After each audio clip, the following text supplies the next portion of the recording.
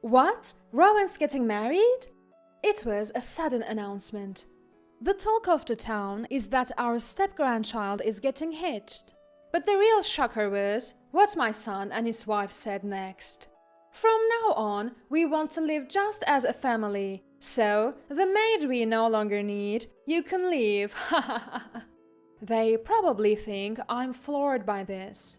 At last, 15 years of living together was worth it, I sighed. Just then, someone appeared behind me. My name is Charlotte, a 57-year-old housewife. I married my husband Anthony 37 years ago when I was 20. Back then, I just started working after graduating from beauty school. But life had other plans. I got pregnant, so we got married. I had wanted to work longer and didn't expect to marry so soon. I sometimes wondered how this happened. I had my doubts, but Anthony promised, "I will make sure you and our child are happy." Believing him, I committed to spend my life with him. And Anthony kept his promise. He always took great care of me. He was attentive during my pregnancy and even took the lead in household chores. Then I gave birth to our first son, John. Anthony was wonderful with him too. "John, let's go play catch." Yay! We could often go to the park on weekends. I would tag along and watch them play, feeling content. Anthony worked hard during the week and made family time on weekends. So, when John was young, I didn't need to work. When he started elementary school, I began working part-time. I contributed the money to his future tuition and our savings. We lived comfortably without financial worries. John grew quickly and advanced through middle and high school. From the outside, we were a picture-perfect family. And I felt very happy. But every family has its worries. John was generally a good kid, but easily influenced by others. He would pick up behaviors from his classmates or girlfriends. In middle school, he had some mischievous friends and would sometimes misbehave. Anthony and I would scold him, but he never took it seriously. Fortunately, things changed in 9th grade. His new circle was more studious. He passed the exams for a public high school. It wasn't the best school, but definitely better than a rowdy private school. For better or worse, he is impressionable, so I wished for him to be around hard-working peers.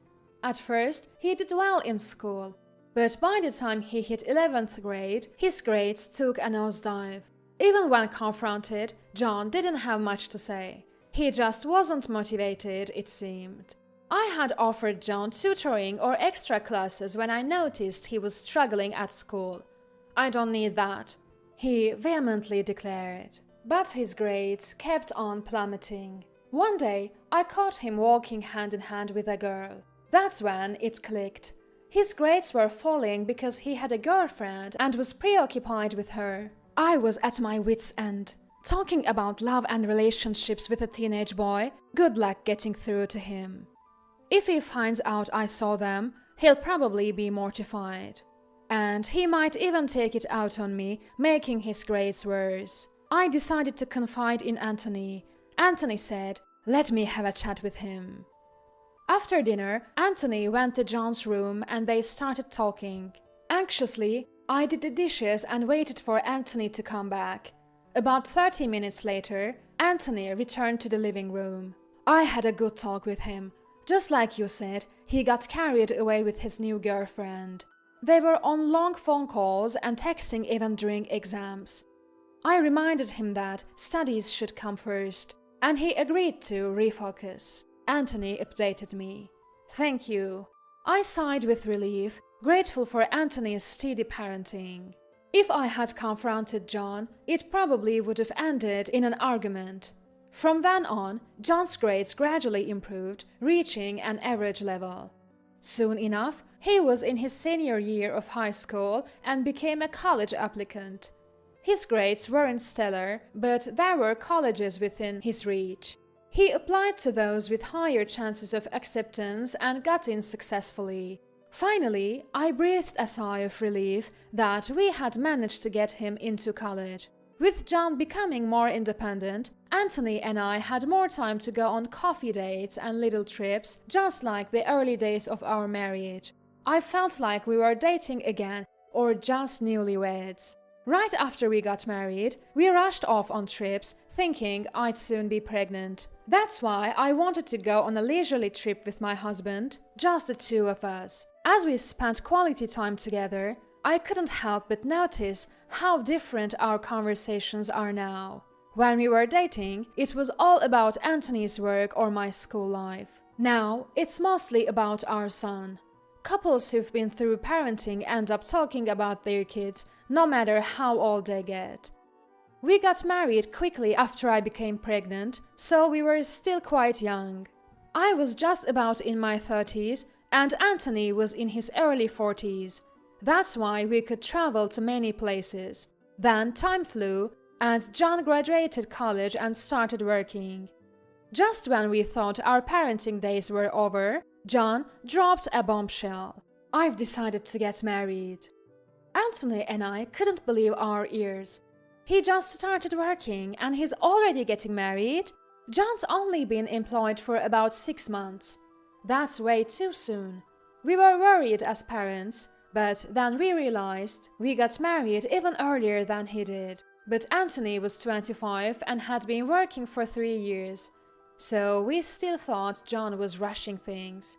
Did she get pregnant or something? Is that why you're hurrying? Since we got married due to a pregnancy, we asked him that. But it turns out that's not the case. No, I genuinely want to marry her, John confidently said. Anthony and I felt relieved. It seems like John is truly in love, and that's comforting. He's passionate and employed, so that's a good start. A few days later, we meet John's fiancée. But Anthony and I are in for another surprise. Hi, I'm Haley. Next to John's fiancée is a child, roughly between 3rd and 6th grade. Our attention shifts entirely to the boy. Who's this young man? It can't possibly be John's child. So that means... This is Rowan, my stepchild. Stepchild? Turns out the boy is Haley's child from her previous marriage. We were stunned because we had no idea that there was a stepchild involved. I'm sorry, I haven't told my parents about the child yet. Ah, I see. Seeing our reaction, Haley also seemed puzzled. We can't stay silent forever, so I cautiously start to ask questions. So, where did you two meet? We met at work. Haley was a secretary at the company where I got my job. I see. How old are you, Haley? And how old is Rowan? I'm 30 and Rowan is 10. I see. So she had her child when she was around 20, just like me. I hate to ask, but why did you divorce your previous husband? He cheated on me. I see. Mom, Dad, you're firing questions too fast. Sorry about that. We were a bit overwhelmed with all the new information, but John seemed committed to marriage and taking care of the child, so we gave our blessing. And so John and Haley got married.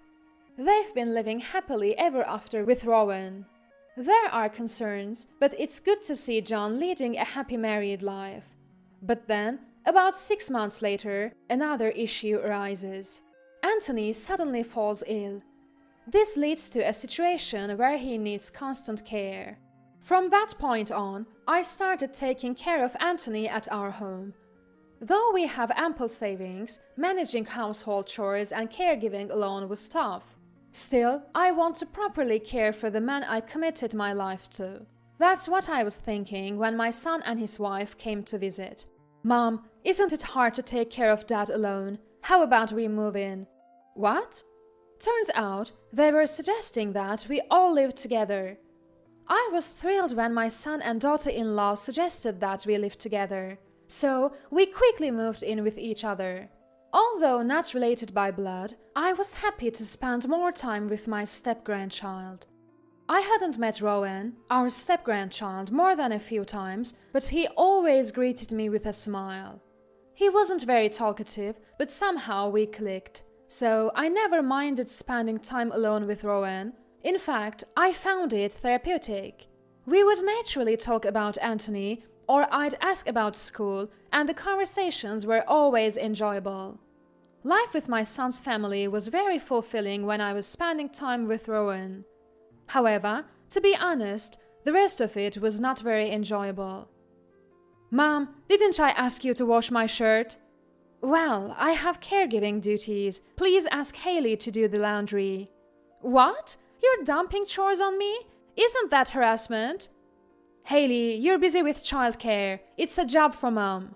My son and daughter-in-law had been bossy and demanding. Haley never did any housework and claimed to be busy with childcare, but it seemed like she wasn't doing anything from my point of view. John never took Rowan out anywhere and was always loafing around on his days off. And when they did prepare to go out, they left Rowan in my care and took off by themselves. Why do I have to make all these concessions? In the end, my responsibilities increased from housework to caregiving to childcare. Amidst this, sadly, Anthony's health deteriorated and he passed away. I was devastated. Anthony, despite requiring care, could still converse, and talking to him had been my stress reliever. With my long-term partner gone, it felt like there was a gaping hole in my heart. But it was my son and daughter-in-law who pulled me back to reality. Although not in a good way. "How much is that inheritance? How much will we get?" John said this right after the funeral was over. I was speechless, hearing John speak like he wasn't saddened by his father's death. "I don't know." "No, you need to find out. I want my fair share." Was John always like this? No, this must be Haley's influence. I realized since we moved in, Haley had no manners and seemed to only care about herself. It's like everything else doesn't matter and there's no need for consideration. And John was probably influenced by her lack of consideration for others. Fine, we had a lawyer. He should be holding the will. After explaining this to John, I collapsed on the sofa, drained. "Grandma, are you okay?" The one who asked this was Rowan. "Yes, I'm okay, thank you." "Grandma and Grandpa were always kind to me. Now I will grow strong to protect Grandma." Rowan. Moved, I stroked Rowan's head. Even without blood relations, bonds can deepen. That was exactly my relationship with Rowan. If Rowan could say such kind words, why couldn't John? Later, when the lawyer brought the will, my son and his wife complained about it. "Isn't it unfair that Mom gets more? We are the ones who need it more financially." "Look, it's what's written in the will." "I don't care about that." "So, Charlotte, you'd ignore us even if we're struggling financially?" "Well, if it comes to that, Rowan will just have to start working as soon as he finishes middle school." "What? You'd make him drop out? If there's no inheritance, life will get tough. We won't be able to afford tuition, so Rowan would have to drop out and work." "That's just..." My son and his wife tried to exploit my close relationship with Rowan, becoming more confrontational and instilling fear in me. "Fine, we can split it in half then, okay?" "Why didn't you say that in the first place?" They agreed with a snide smile as I proposed this. From that point on, they kept threatening to make Rowan drop out, intimidating me.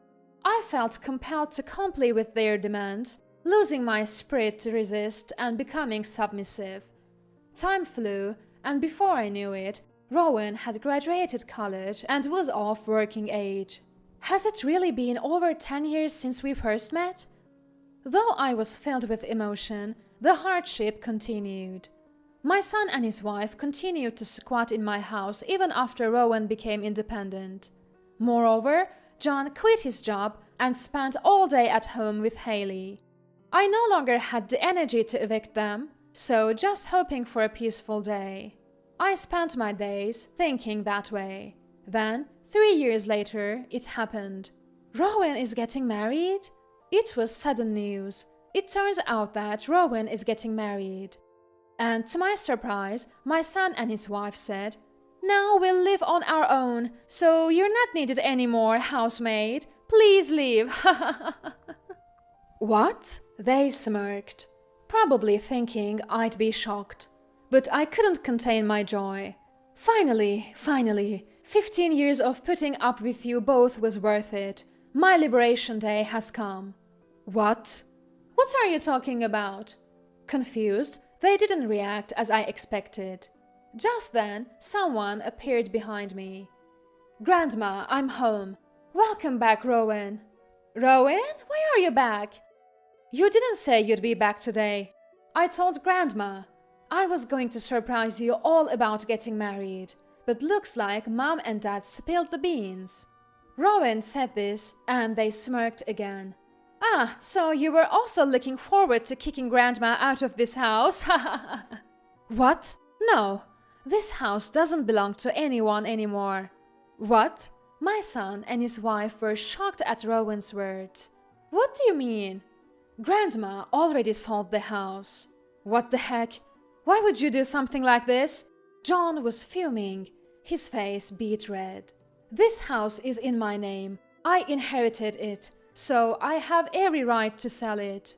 What are we supposed to do now? Where will we live? Yeah, we were planning on living here with Rowan and his wife as a family of 4.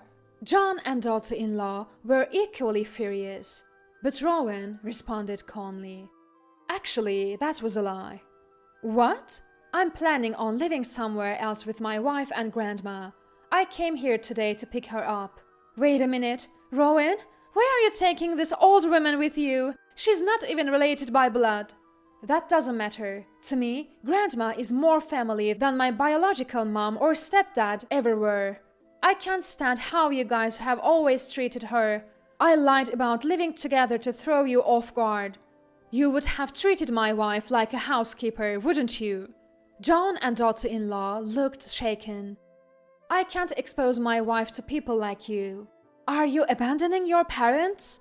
I don't remember raising a child like you. I don't remember being raised by you guys either. Leave the house before the cops get involved. I can't believe this.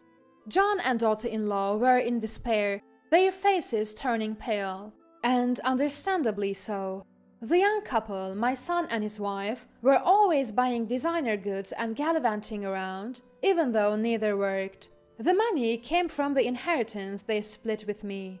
But money isn't endless, and they were close to depleting their share. They must felt lucky when Rowan decided to move in with them. Well, their luck ran out pretty fast. As they stood there with pale faces, I packed my bags with Rowan and left the house. After that, they were evicted and now supposedly live in an old apartment. They continue to spend recklessly, accumulating debt. Despite working multiple part-time jobs, they can't escape their mountain of debt due to their spending habits. On the other hand, I've moved into a spacious apartment where Rowan lives. Then Rowan got married, and now the 3 of us live together. Rowan's wife is such a wonderful person. I took to her immediately. Having trained as a beautician, I sometimes cut and style their hair. Everyone at work always compliments me on the styles you do, Grandma-in-law. Rowan's wife is always delighted to report this. Now, every day is joyous as we gather around the dinner table, and I couldn't be happier.